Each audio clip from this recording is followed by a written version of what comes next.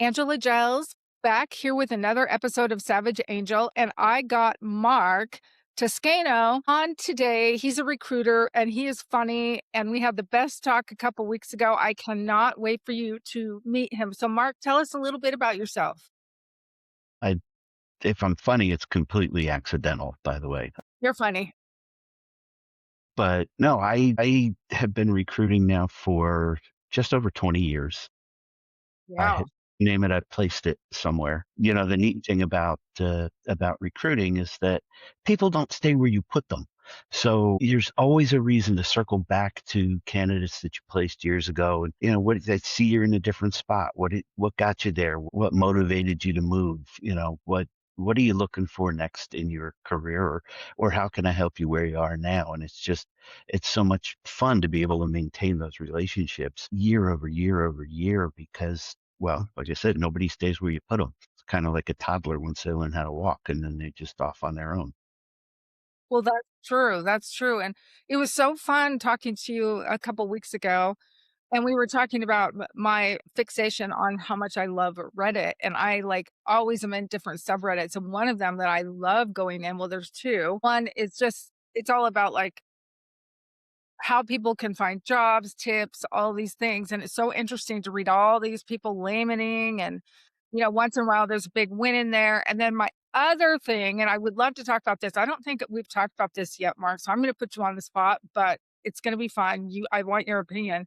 The OE, overemployed, so we'll jump into that for a minute. That topic, it's funny, you'll have to go on Reddit and read the subreddit. It's quite interesting. I found it on accident like 3 months ago, and so I'm, like, always in there looking just because of stories. So, let's talk a little bit about is the what is the real truth behind all the people that are saying it's so hard to find a job right now? I don't everybody's applied for the same job, because I know you've shared with me some tips, especially when we're talking about the construction and trade, the blue collar workers. So I'm going to start this by saying this is the worst market I have recruited in. And I've been doing this most of this century. So that's a lot of markets. And Yeah. even after the financial meltdown in 2008, the labor market was not like it is right now. Every time you flip something on, there's a big company laying off people, and they're not laying off small numbers, you know, 15,000, 30,000. Like, oh my Lord, it's just crazy. And part of that is because the markets always kind of swing back and forth. And when you're hiring, you hire too many. And then when you let them go, you let go too many.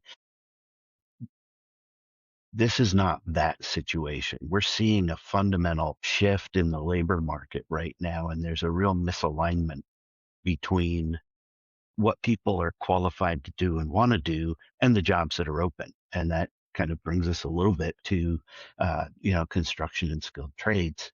For Yeah. years and years, we pushed people to learn to code, go into coding, go into computers. Well, as AI develops, one of the first things they have been working on are coding and writing apps. And I can go now and write an app to do something just using common language. I don't have to know anything at all about computers. And so a lot of those people that are getting laid off and they're looking for jobs, tech has laid off, 16,000 at a time, and you get a couple of companies doing that. The few jobs that are left are they're getting slammed with Yeah. applications. On the flip side of that, a client in Detroit who was looking for people with experience doing building tall buildings. They do hotels, they do office buildings. They need people with concrete experience in the 10 to 20 story range, and couldn't find any anywhere ever. It was just, so there are a lot of places, all of those guys went into coding, and women. There's a lot of women in the construction industry, and that's an awesome thing. But more and more of them were pushed into coding and computers. So we've got this real disconnect. And part of what happens, and if you're in a tech field and you're looking for a job, and I don't mean to discourage the snot out of you here, but when you apply, there's going to be hundreds of other people applying. And that's the competition you're up against. You've got to be just the very best of the best, even just to get an interview. It's compounded by the fact that there are a lot of people applying who shouldn't, Right. you Right. know, and I have seen this across multiple industries. On any given opening that you post, about 10% of the applicants are going to be qualified. So here's what that means. If you go on LinkedIn and you see they've already had 100 people apply, if you're really qualified, apply, because there's only 10 qualified people in the pool right now. And inexplicably, half of them won't answer the phone when the recruiter calls. So here's a So, question. Yeah, let's go back to the 100 that the LinkedIn, because you gave me a little hack there that I thought was actually encouraging to people because trust me, I don't think a lot of people realize this. Can you talk more about how it says 2000 in the example you and I talked about the 2000 people and then the show more, and can you share what that actually means? so LinkedIn actually counts impressions. Okay. Impression is just when you linger on something, or maybe you read the top part of the job description and then you have to hit more to see the rest of it. Once you do that, that counts. So it's showing those numbers, not the actual number that applied. Because I've looked at jobs, right? I had one of my kids log in because I couldn't do it under my login because it always told me the truth. And it was like, okay, log in. I want to look at this job. And it said there were, and it was one of mine. And it said there were like 270 applicants. And Well, 39. So that's a huge difference. And the number isn't always the same in terms of how that gets stretched. But that's part of because that's what they measure is just did you linger on it? Did you click more? They don't know what happens after that, right? They don't, as a matter of fact, if you click apply and then don't finish because you get bored or tired or your internet goes out, it still counts. If it takes you to another site, they don't count that. If you looked at it, thought about it, and then later on went to the company website and applied, they have no idea how to, they can't track any of that activity. So they track impressions. But which is then you end up looking at it and going, wow, there's 2,000 people that applied. No, it's probably closer to 150. And only 15 of those are actually qualified. You don't have, half, well, you said half of those 15 don't answer their phone when the recruiter calls. So there's what, 7 people then? 7 yeah, and a half that are actually going to get an interview? yeah. So, and that always baffles me, by the way. You applied to the role. I pick up the phone, I dial the number, it goes to voicemail, and I leave a message because you're at work. So I'm hoping you don't actually pick up. I'm assuming you won't. Uh, and then you never call back. And I'll try again because I've only got 15 qualified people. So, I'm calling again and same thing. It'll go to voicemail. I'll leave a message and you don't call back. I'll send an email or even shoot a text from probably half of the qualified people. I, maybe I don't think my voicemail is off putting. I just say, hey, thanks for replying. Would love to talk to you about the role. No, it baffles me too. I know, like, the generation I grew up in was on the phone, so you always answer the phone. Nowadays, my phone, I turn on silent, automatic, it flashes the name of the person. I'm like, if it's urgent, then I pick up. But I always look at all my texts. I am bad about voicemail though, so I can understand that. But I also own my own business for 20, so I'm not out applying for jobs. So it's a different kind of scenario. And most clients that I new clients come through being in the online space through email. We have a Zoom conversation and from there. So it's not typically a phone call. But I thought that was super interesting, especially for like white collar, to not be so discouraged because even if you see 1,000 or 2,000 people you think applied, they really didn't. Those are like the people that are clicking on learn more or they don't follow through on the application. So in reality, the number that applied is could be way less and only 10% are qualified. And half of those don't answer their phone or answer a text. So you actually have a really good shot if you're qualified for the job of potentially getting an interview and getting hired, in my opinion. Absolutely. The other thing that doesn't count is I, I always put a knockout question or two in there at the end of the process. Do you have the right experience? Do you have the degree that the client is requiring? Are you a CPA, right? If I'm doing a search for a CFO and they need a CPA because somebody's got to be able to sign off on tax returns and all of those different government filings. And so if you don't have that, so they'll now it also baffles me that people will check yes when they don't. But, if you don't have that and check no, it still counts as an application, even though you're going to get knocked out because you don't have the licensing that's needed. You don't have some of the requirements that we can't get around. I mean, this is a legal requirement. You got to have it. So, so that's going to thin out the crowd a little bit. So, Mark, I have Most, a question go ahead. about. No, go ahead. Yeah, I have a story of myself when I was in the job market before I started my own business. I lived in Utah and I wanted to move to California, so I was applying for jobs. And there was a job working for a telecom company. It was in their IT department, so I did IT project management. And I looked at it and I would say I was only 30% qualified. Like literally. It was a different job market though, so I'm going to say that it wasn't as hard to get a job nowadays. For some reason, I don't know why, maybe it was divine timing. They asked me to do an interview. They actually flew me down to California, interviewed me. Where it asked how much I was making like 50,000 a year back in the day, right? And I didn't even answer it.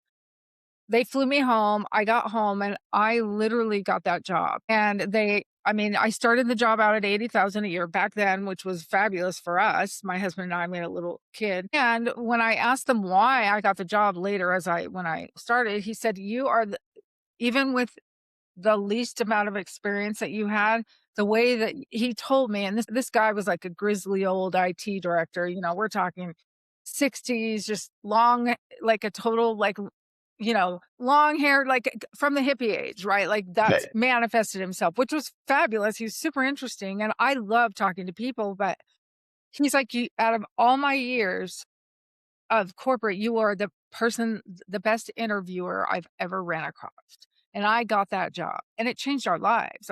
I mean, they even paid for corporate housing. So I'm curious, so I understand what you're saying about, you need to be qualified and da da da da da.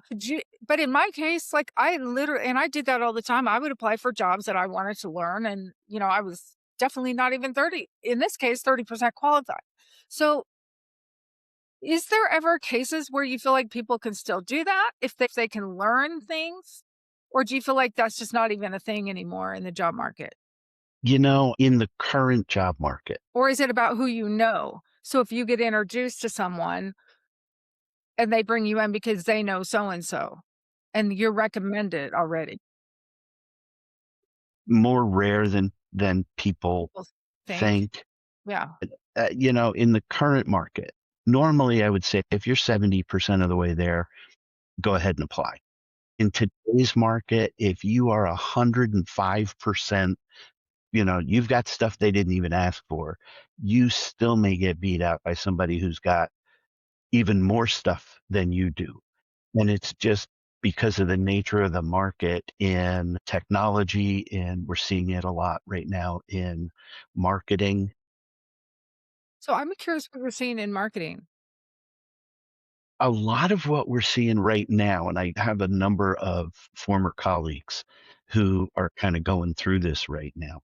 Um, it used to take a team of people Right. to, you know, get all of the social media posts and everything scheduled and to reply to stuff and to get it all written and posted. And today, AI can do a huge swath of that.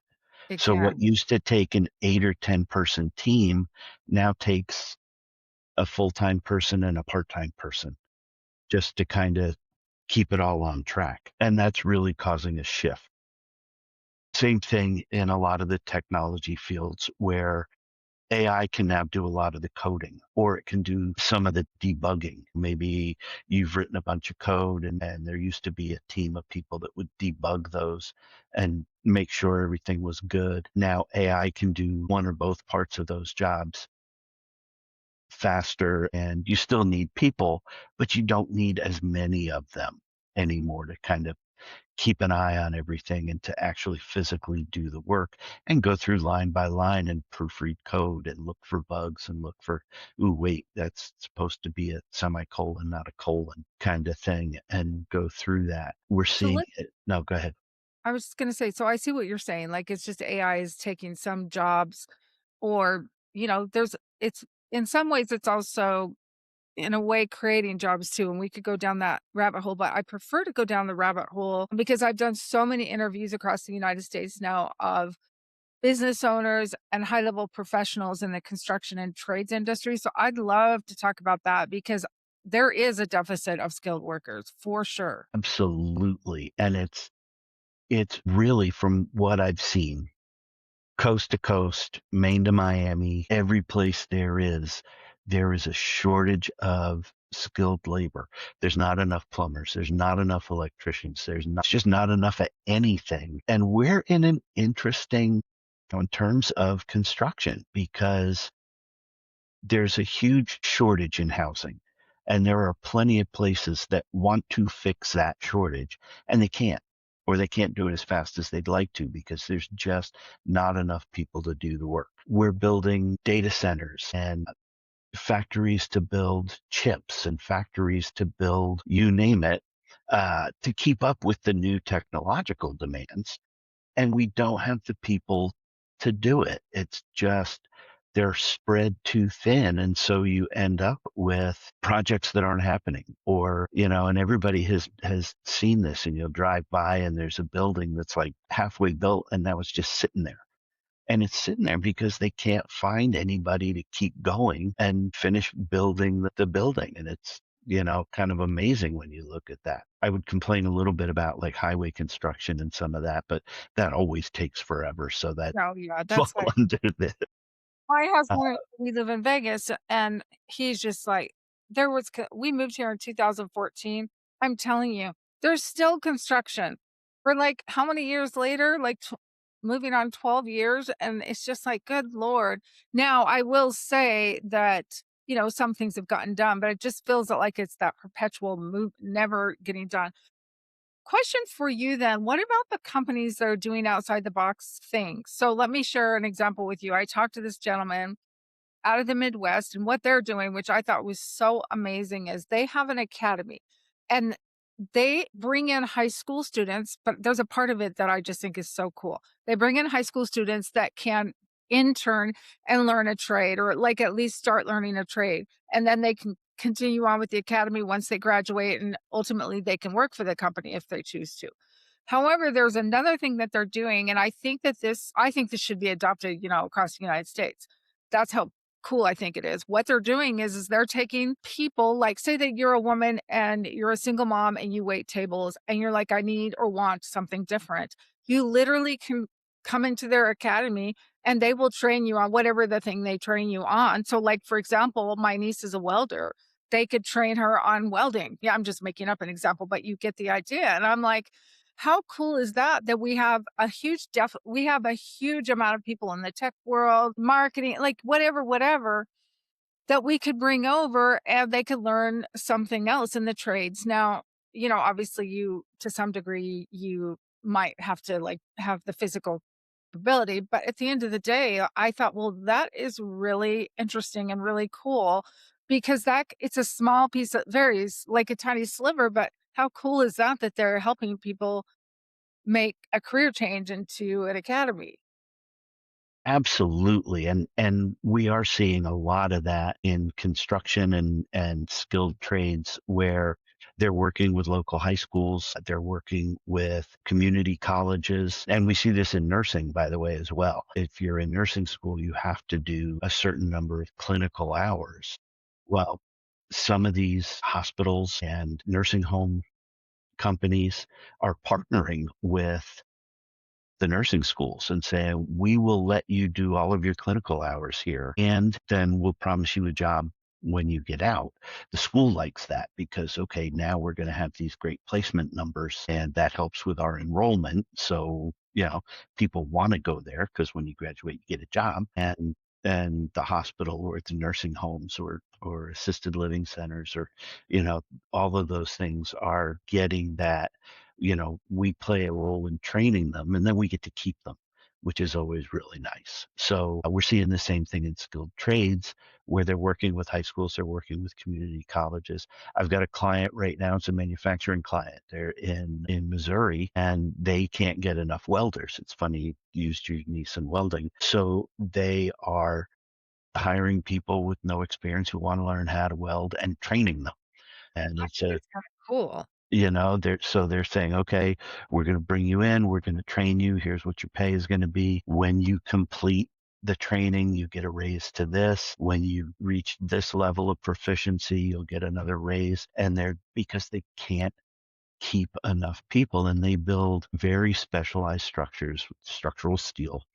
So the welding has to be precise. It's got to be super high quality because these are structures. We can't have them falling apart, but they're willing to do that and train people because they can't find enough. And one of the things that I don't know what the answer is, by the way, when I say this, one of the things we're seeing though is an awful lot of people who have been displaced from that tech job that they had or whatever other job has kind of gone away and they're not coming back and they're reluctant to jump into these programs because it's a huge pay cut. If I was making 100 as a programmer, I don't want to go make, start at 55,000 a year as I learn how to weld and then get a bump to 60, when I complete the training. So with people like that though, the question is, you still have to pay rent somewhere, you still have to pay a car payment, you still have to have insurance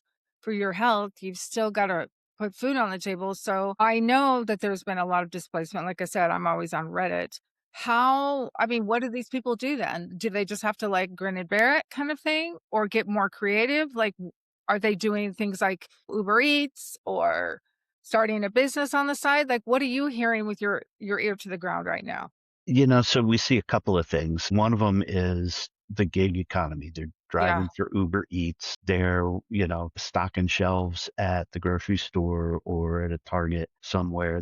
They're where they wouldn't feel bad leaving if they got the a the job job of that their they like. dreams or back into their industry. So you see them working two and sometimes even three jobs, all part time. I talked to a candidate for a role earlier today. She spent some time not working because she was ill. And to make up for it, she worked two full-time jobs. She had a day shift job and a night shift job, and she was basically just sleeping when she wasn't at work because there just wasn't time for anything else. And she did that for about a year and a half until she kind of got back out of the hole and was stable again and felt like she could afford to drop one of her jobs. And So it's let's go into something else then, because I know what you're saying, like the gig economy and all the things. So what about overemployed? Do you know what I'm talking about, or should I explain it?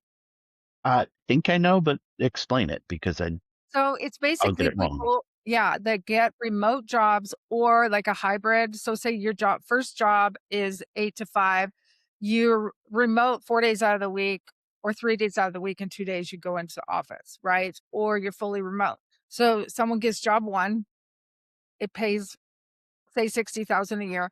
Then they get job 2, same kind of job, but not like a close competitor, but maybe in the same field. Job 2 is from 8 to 5. They get paid, but they, you know, get their jobs done. Some people have 3 or 4 jobs and it's all during the same time frame. So it's not like job 1 that's 8 to 5 and then the new one starts from 7 to 10. It's not like that.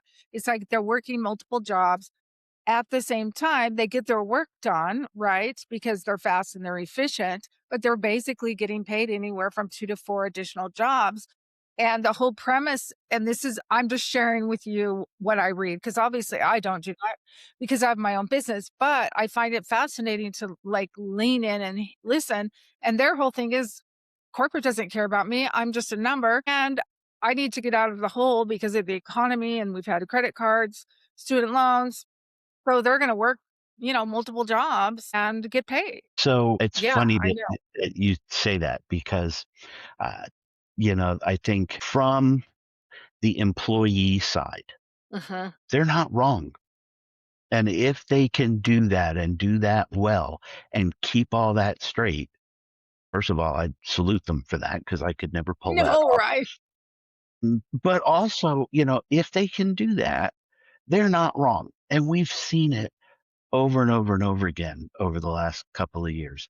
You don't lay off 30,000 people at a time if you really truly care about your employees. Now, flip side of that is you probably didn't hire all of that many people if you truly cared about your employees because you been talking to them along the way. Hey, what is the stress level like? Do you need extra people? Do you need extra help? And you don't see people moonlighting on companies that take good care of their employees. So, from that standpoint, yeah, an employee standpoint, they're not wrong.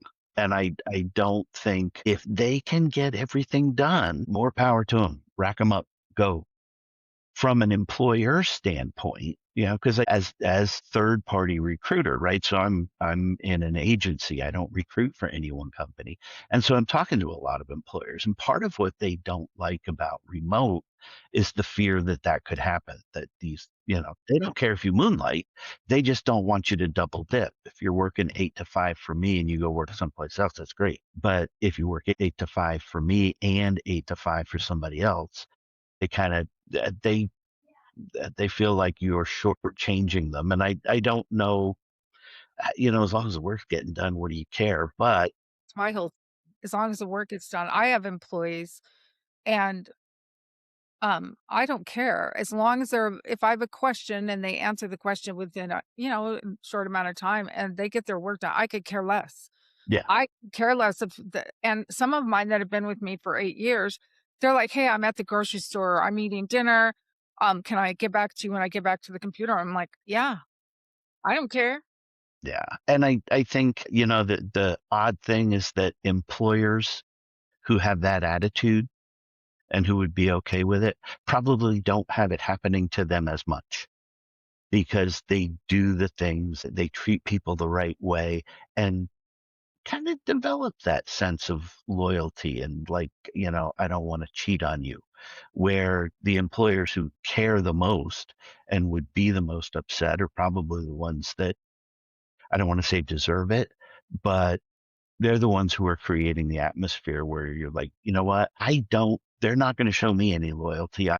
I need to cover me. I need to make sure I'm in good shape.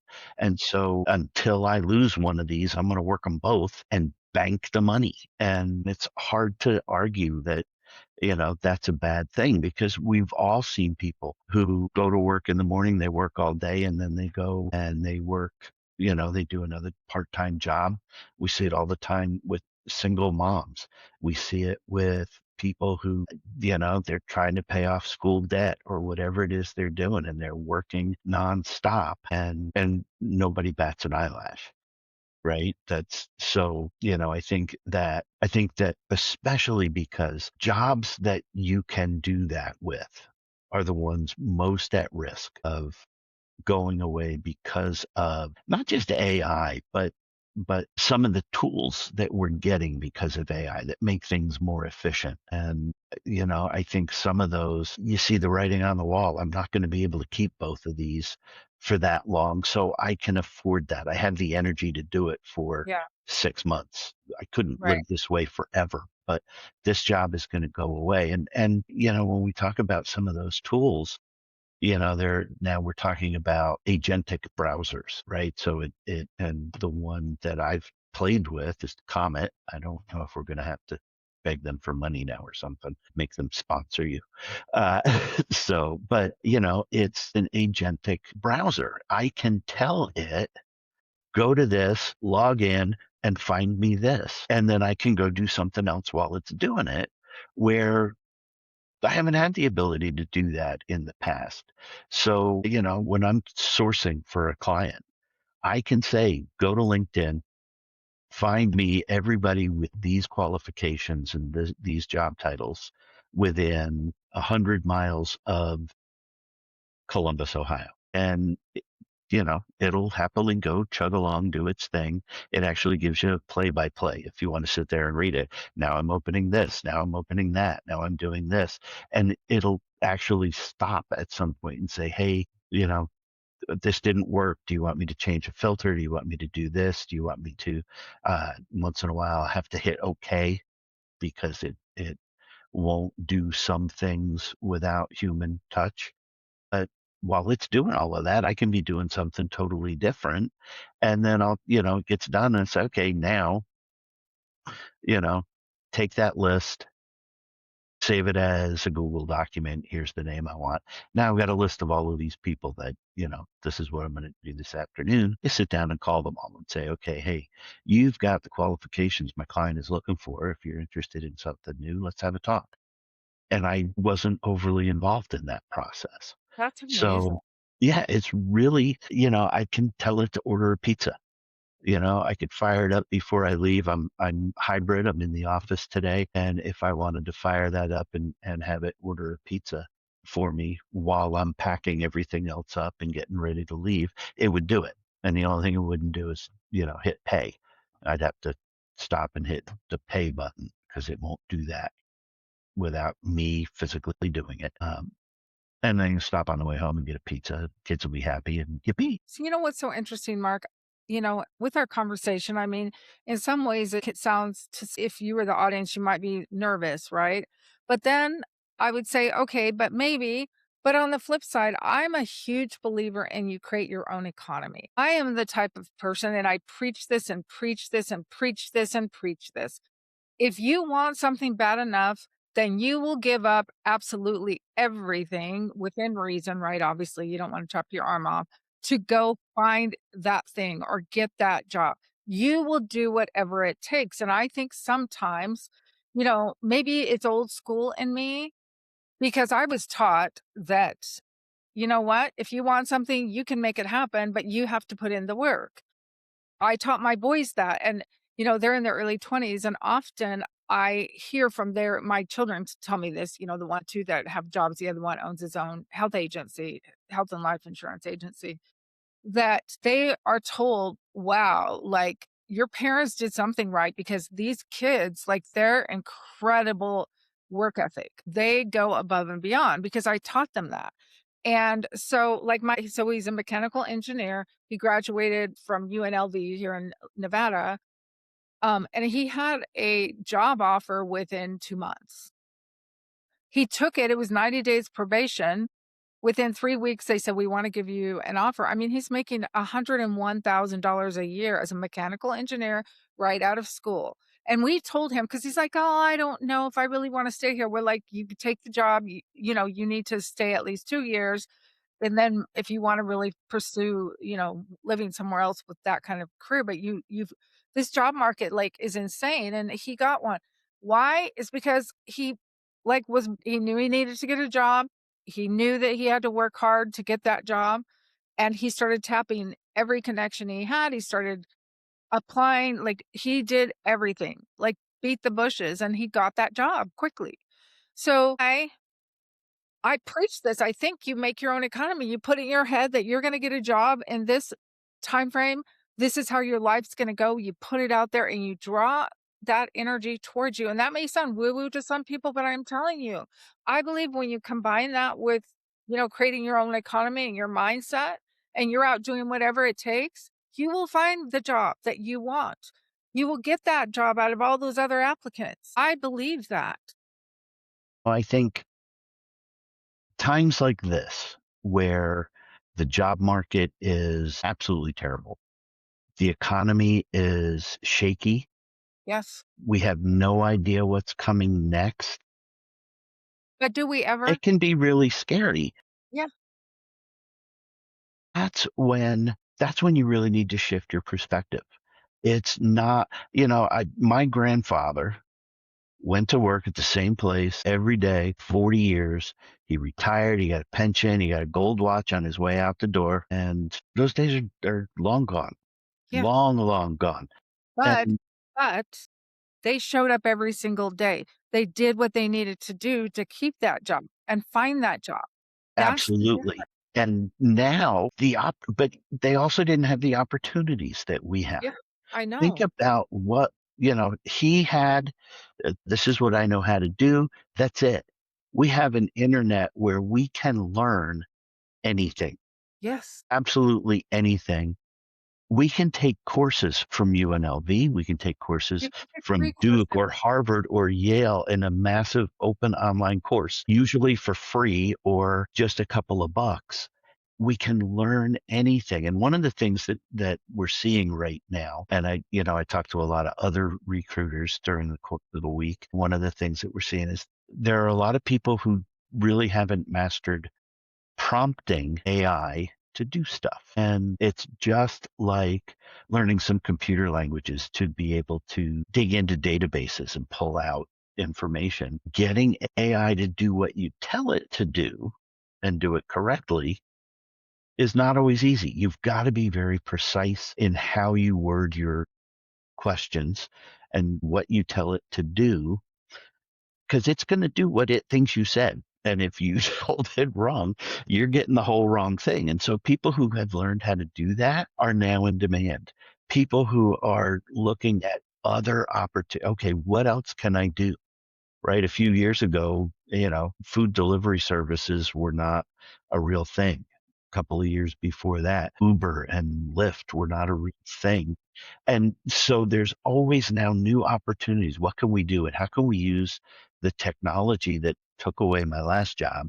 How can I harness that to do that and make it a way where now I can make money? Now I can do something with it. Well, and that's the thing. So you look at me, I've done marketing and sales agency, consulting, coaching for 23 years, and I added AI in. And now what the demand is for companies is how do I get my company to rank, the first on all of the AIs? It's called AEO or GEO. I do that. A lot of people don't know how to do that. It's a very new thing. I know how to do that. So for me, it's a new skill set that I'm adding to my, bucket, if you will, and saying, hey, I can do this for you. And this is what it really takes because it's not like SEO, it's completely different. And I learned a new skill. I actually went down to San Diego for 3 days. I learned some of it there, and then I came and signed up for a course, and it was it was 5 days, and I learned how to do it, and then I taught my team. So, I made my own economy. Yeah. Do you see And what I I'm saying? But I no, was raised, you go do what you need to do, and you go after it, and that's just how you do it. and I think we're at a point right now, and we've seen this in the past. Yeah, One of the things that happens when the economy is slow and the job market is terrible is you see entrepreneurs springing up all over the place. Some of it out of necessity, some of it is opportunity. You know what? I'm going to lose my job any minute now, and there's an opportunity to go do this. I that's should go true. do it. Or maybe, well, crap, I lost my job. Now what? You know what? Nobody's ever going to fire me again because I'm doing my own thing. Now, what am I going to do? And I think the ability to do that is something that, again, I'll pick on my grandfather's generation, that thought crossed the mind of just maybe 10% of them, where today everybody can do that because we have tools they didn't have. We have access to information that they didn't have. So we can do those things. But you have to make the choice, though, and that's where I'm getting at it. I think some people play victim so much that they don't make a choice to say, "Hey, what else can I do? How else can I make money?" Right? Yes, there's so many opportunities, but if you get depressed, which I know is a real thing, don't get me wrong, but if Yeah. yeah, but you've gotta, like, have that, like, belief in yourself that you can go make your own economy and learn something because the tools are there. Well, let's go back to the math we were doing earlier. If you've got 150 people who actually applied, 15 are qualified, 7 or 8 are going to answer the phone, but I've only got one job. Right. The client is only going to pick one of them. Right. And then they're starting all over again, doing the same thing with the same numbers, with the same jobs, and hoping that this time they're the one that gets Yeah. picked. And, I think when you see people who do that over and over and over again, and look, the job market is terrible, and I get it. You want to go back to doing what you were doing because you loved that. You liked that job. I want to keep doing that. But how many times can you be the runner up? And then you've got to look realistically at, can I do something else? Should I be doing something else?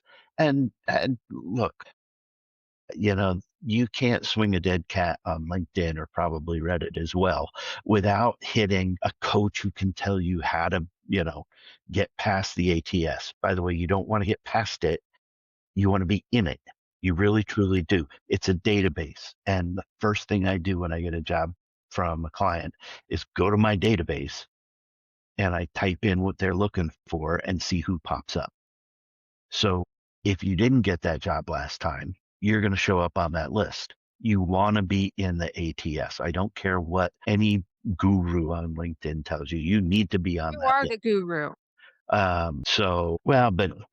don't have anything fancy to say, so they don't So treat me no, but like a guru. I get what you're saying, Mark. So I think I know we've gone a long time, but I think this has been super interesting to we could talk forever. I'm just a huge proponent of like even starting your own business, you're gonna work more hours than you would at a 9 to 5. Like it's just the thing. Yeah. But you can learn a new skill. You can learn a couple new skills, right? While you're doing that thing. I just am a huge believer in there's I believe that you can create your own economy. If if for some reason you're running into that roadblock over and over again, Mark, then you know, put your big girl.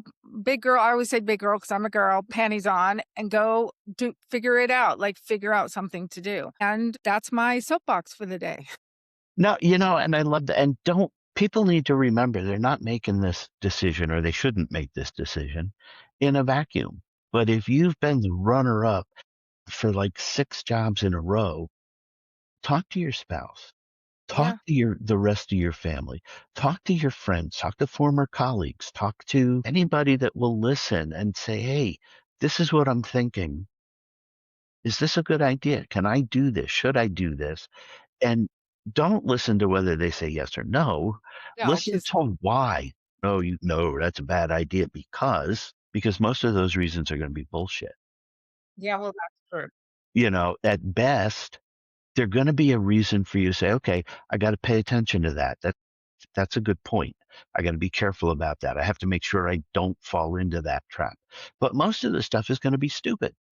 I read restaurant reviews before I go, and I don't care about the good reviews, right? I look at the bad reviews. I want to see the 1-star reviews, what they complain about, and I swear to God, I'm not making this up, right? We're talking, a really high-end steakhouse got a 1-star review from a lady because they did not have hot dogs on the menu.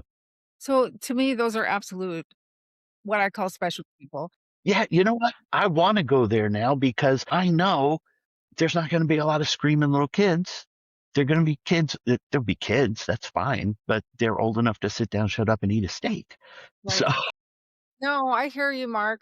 Well, I have thoroughly enjoyed having you on. Can you just share your website? Well, definitely like you'll find it below or next to wherever this is, depending on where it's at. And you can find this on Spotify, Apple, YouTube, LinkedIn, and some other small platforms. So if you're interested in talking to Mark about anything that he and I have discussed, you're looking for to hire someone or you're looking to get a job, he might be the person for you to connect with. So, Mark, what's your website? so our website is nrbservicesllc.com, Okay. and we're currently working on that. You can also reach me at Mark Toscano on LinkedIn. Send me a connection request and I'll happily connect. We can find some time to talk if you've got questions, if you want to explore the job market, if you want to hire somebody, whatever you want to do. And listen, if you're in a field I don't recruit for, I guarantee I know somebody who does, who's good. So I will happily make that referral too. Just reach out and let me know that you saw me on the podcast, and I'll happily do that for you. Wonderful. Thank you so much, Mark. It's been my pleasure having you on here. I should have booked like 2 hours for us to talk because there's so much we could cover, but this was amazing. Thank you. Bye, everyone.